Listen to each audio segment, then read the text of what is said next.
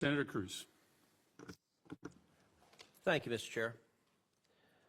Ambassador Leaf, you are the administration's point person on the Middle East. How's that working out? I love my job, Senator. Have things in the Middle East gotten better or worse since Joe Biden became president? We have had a series of black swan events, so no doubt the region is in a very difficult state. Is your answer things have gotten worse? My answer is that a series of black swan events have crowded upon Have they gotten better? You're not suggesting things have gotten better, No, are I you? have not. In fact, they've gotten a lot worse. That's the nature of black swan. So it's black swans. You guys had nothing to do with it. It's not mistakes you made. It's just something that happened externally. Well, I think an assessment of the events of October 7th is still to be done. I can't speak to that. Okay, so did y'all make any mistakes that led to it? I'm not sure.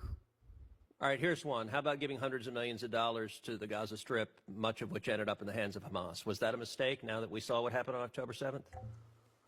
I'm going to defer to my colleague from USAID. I'm not aware of hundreds of millions of dollars going to Hamas from U.S. coffers. All right, how about $100 billion to Iran? Was that a mistake? I'm not sure what you're referring to, Senator. Well, you tell me, how much money has this administration flowed to Iran? We have not flowed money to Iran. Really? We have money in accounts that are restricted for humanitarian use only. And money's not fungible? This regime will always spend money on these kinds of activities, the proxy activities. When Joe Biden became president, how much was Iran selling in oil a day? I don't have that figure for you, Senator. Of course you don't. The answer is about 300,000 barrels a day. How much is Iran selling in oil a day now? Somewhere short of 2 million.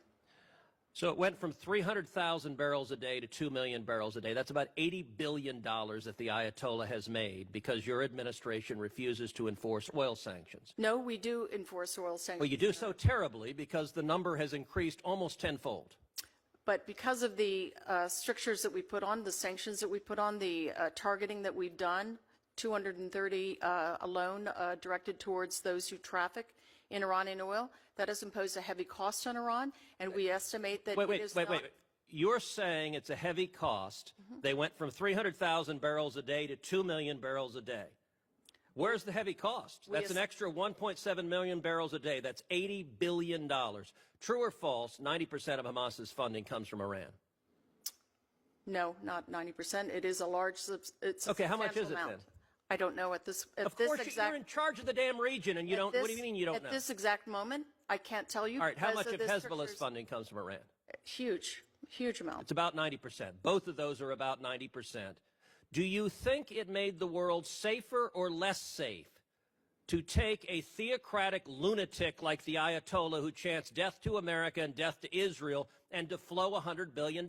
Did that make us more safe or less safe? The U.S. is not flowing money to Iran, Senator. What about the $6 billion in hostage payments? Not a penny is moved. And money's not fungible? They can't put that up for credit facilities? Not a penny is moved. You're where you're under oath. I am. And could they put that money up for credit facilities to use money to fund their terror activity? I'm not sure who would be in the position of lending them money at this point, Senator. We do have plenty of sanctions. Iran is one of the most heavily sanctioned regimes. But you're not enforcing them. This administration, every lunatic on earth that wants to kill us, this administration gives money to. All right, let me ask you this. Israel has said it is their policy to utterly eliminate Hamas. Does this administration, does President Biden support Israel in its commitment to utterly eliminate Hamas? Of course. Of course. Then why are you calling for an immediate ceasefire before they eliminate Hamas? Israel has accepted that proposal. No, they have not. They have. Is there a ceasefire that's happened? Hamas has not yet fully accepted. Is there a ceasefire? Israel most certainly has not. I'm aware the Biden administration has told the press that Israel has. The Israeli leadership. So I asked you a question. Do you support Israel's military objective of utterly eliminating Hamas? You said yes, and the next sentence you said, but they should cease fire right now and not eliminate Hamas. No, I agree with the way that the president characterized it, Senator, on May 31st, which is to say that We agree with the objective that Hamas never again control the Gaza Strip or threaten Israel. That will not be achieved by military means alone. So it's not no, we said their military objective was to defeat Hamas. So you just said it's impossible to defeat Hamas. When Is you that first right? posed the question, you said eliminate Hamas. I said utterly eliminate Hamas. I didn't say over time, not over 1,000 No. years. I said defeat an enemy because they are murderers who murdered 1,200 people, who raped women and little girls. It won't be done by military means alone. Okay, so it is the position of this administration it is impossible by military means to defeat Hamas. Yes, it is. Let me ask you, you also want to see, essentially as a reward for October 7th, a Palestinian state. It's not a reward. It's not a reward. It just achieves what they want as a benefit for these murders. Let me ask you something. If Hamas is governed by Hamas, if Hamas governs Gaza, how is Israel's safety protected? It's an impressive job, Mr. Chairman. Bang, bang. Let the witness finish answering the You question. should not be frightened of these questions, Mr. Chairman. Gentleman's time has expired. Hamas has never supported a two-state solution. So indeed, a Palestinian state that is negotiated with Israel, that lives in peace side by side And with governed by Israel, Hamas. is not a reward to Hamas. Hamas doesn't support such a thing, does not recognize Israel's right to exist. Your policy has been an utter disaster.